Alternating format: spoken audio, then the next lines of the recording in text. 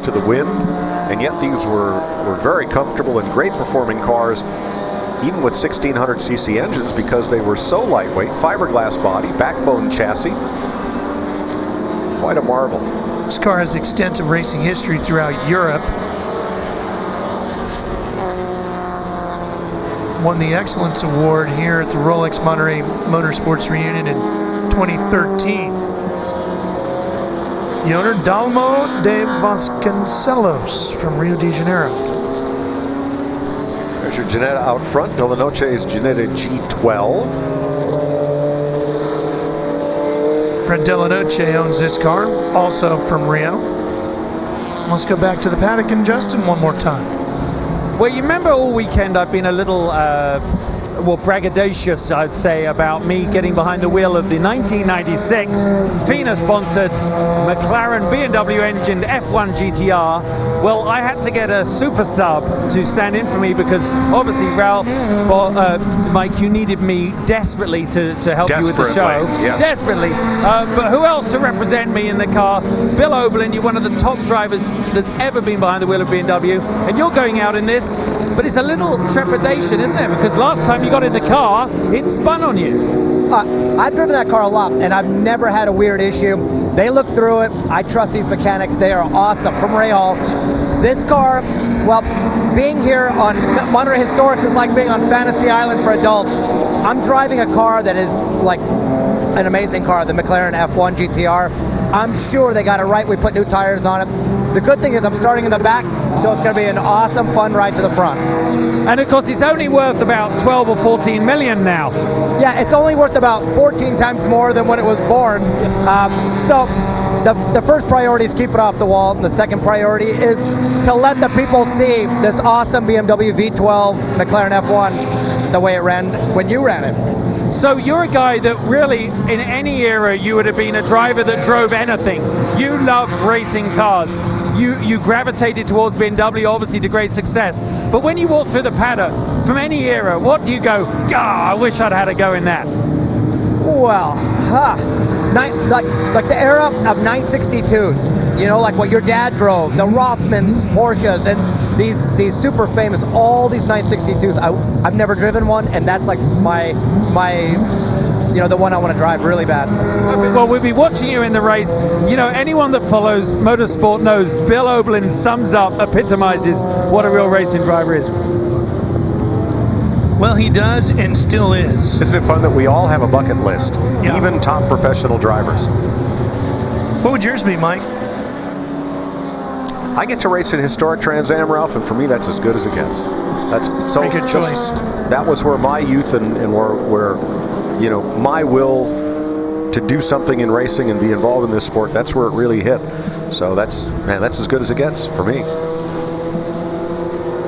A little Ginetta is having fun with the field. His best lap of 1:44.1. Well, there's only one other car within about 3 seconds of that in this group. So Paul Warner making a move here. Yep, giving chase to Lara Reson's Alpha GTA, and that'll move Warner up into the top 10. Nice drive.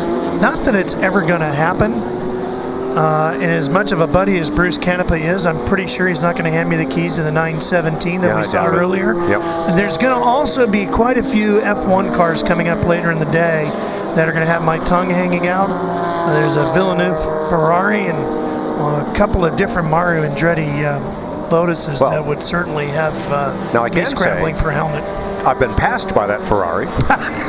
two weeks ago, we were doing a test day at Sears Point. My son was out in we've got a Sprint Cup car set up for Sears Point, for Sonoma, and he's out there running around. Here comes that Gilles Villeneuve Ferrari blasting by him. So he said, "What the world was that?" I said, "Son, you've been passed by a Formula One Ferrari. Congratulations." Yeah, not everybody can say that. No. Yep. We'll see those at the end of the day. I don't know if Warner's going to catch that Alpha and get into the top 10 or not, because he's got a mirror full of Ryan's Lotus Super 7 right behind him, and that's a quicker car. That car's turned 151.5 in this race, whereas Bill Warner's best lap about 2 seconds slower than that. So see how it goes. There's a Ford Escort being passed by an Alpha and a Porsche. Again, this is Group 4B, 1961 to 66 GT cars.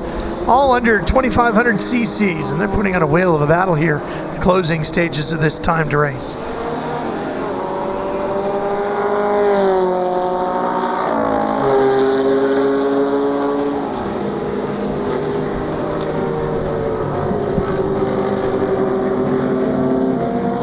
The 102 is Adrian in an Alfa Romeo GTA.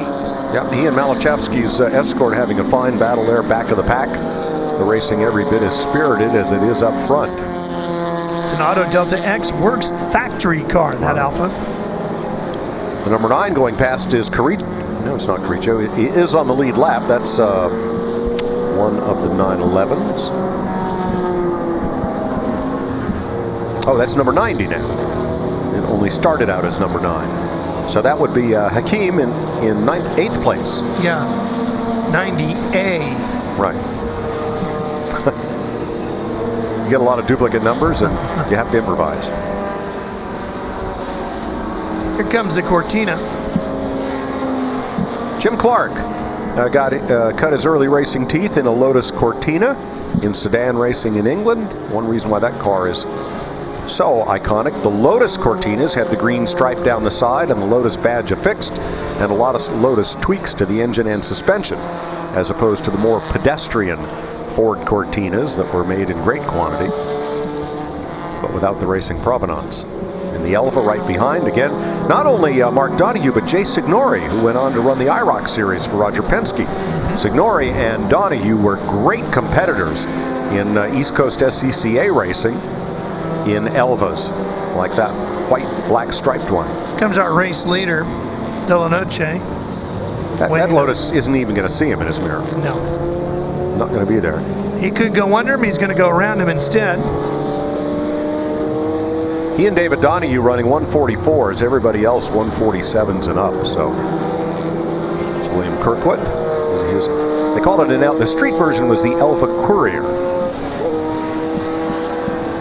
And again, most of those, like the Ginettas, found their way onto the racetrack. It's Colbert and his Alfa Romeo, holding down 13th, number 36.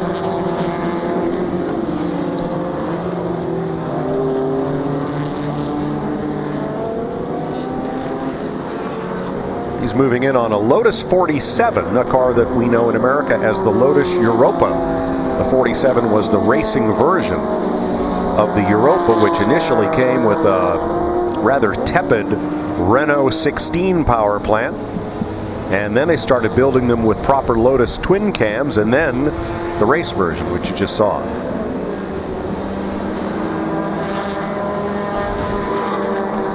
Bill Warner continuing to have a pretty good run in that Triumph, holding on in 10th. Yeah, he did make it in the top 10, but he's being chased by Ryan's Lotus Super 7. A much lighter, more agile car, but perhaps with nowhere near the torque of that big Triumph.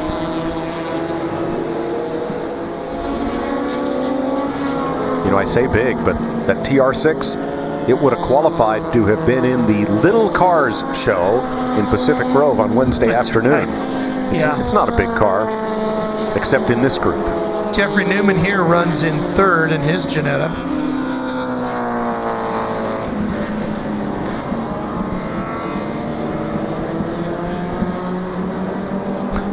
Lotus Elan looks pint-sized compared to the BMW sedan it's running against, and it is a very compact, tidy little car.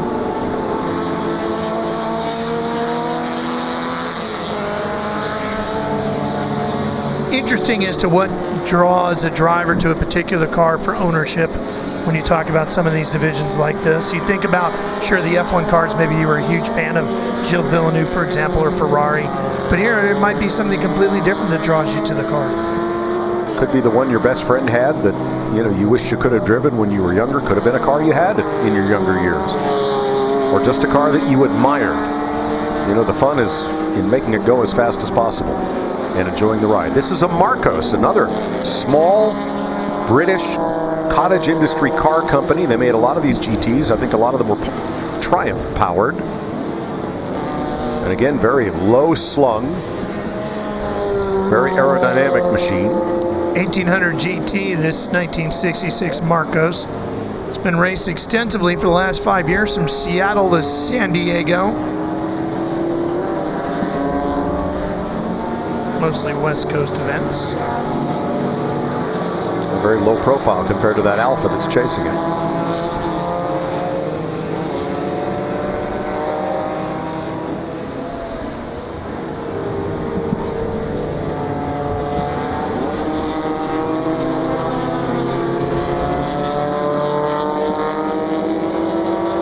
Race leader goes by.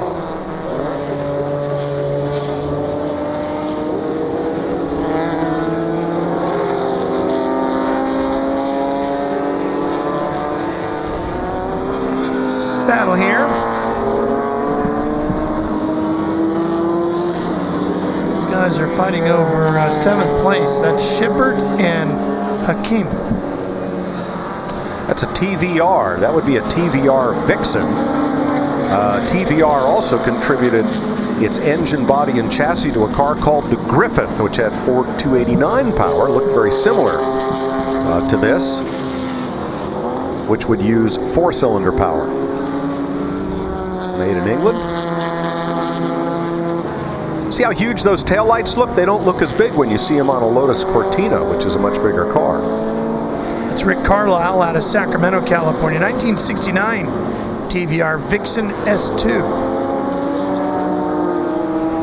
David Donahue coming up on a bit of lap traffic, running in 2nd place.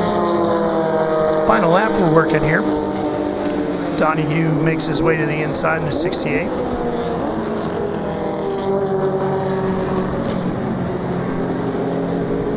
Nice tidy double apex. Whoa, somebody's off, Mike.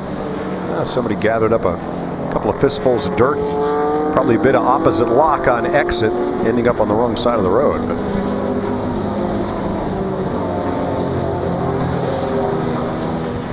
there's Delanoche. Not going to catch him today. Might earn him a promotion up into a faster race group next year. Yeah. Well, as they wrap up the Olympics in Brazil, Delanoche is going to take the gold medal from here back to Brazil with him.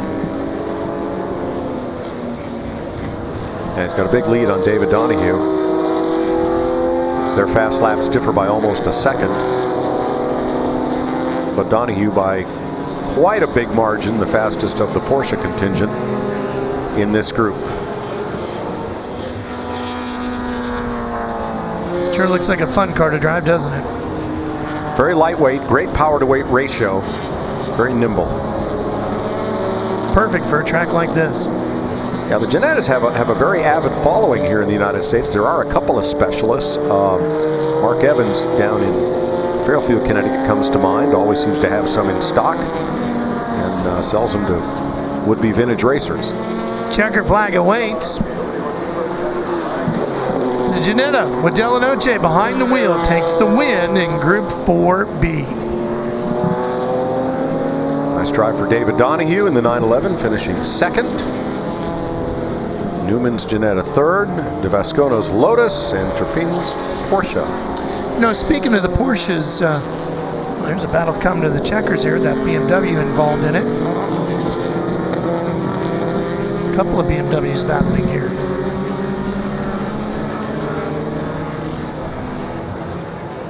Elva, Alpha, Lotus, Alpha. It's quite a group coming off the final corner. The Alpina BMW. There's the Elva, the Alpha GTM, and the Lotus Cortina. Shepard in 7th place. Yeah, Lawrence was in the Cortina. Kirkwood and Calfo in that Porsche 911S takes 18th. Mike, we were talking about Porsches quite a bit in that race there, and I know you and I have both been involved in the collector car market, working the auctions and that sort of thing. Porsche as a street car, as you take a look at the results, has certainly done huge numbers lately. A variety of 911s doing extremely well.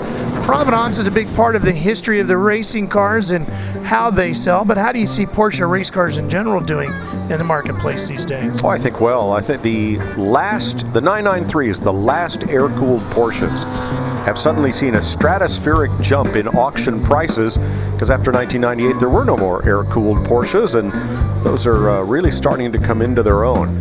But the good thing about a Porsche race car is you can find parts for them, and there are a number of specialists who prepare them. So if you want to go vintage racing, that's a pretty safe bet. Fun way to do it.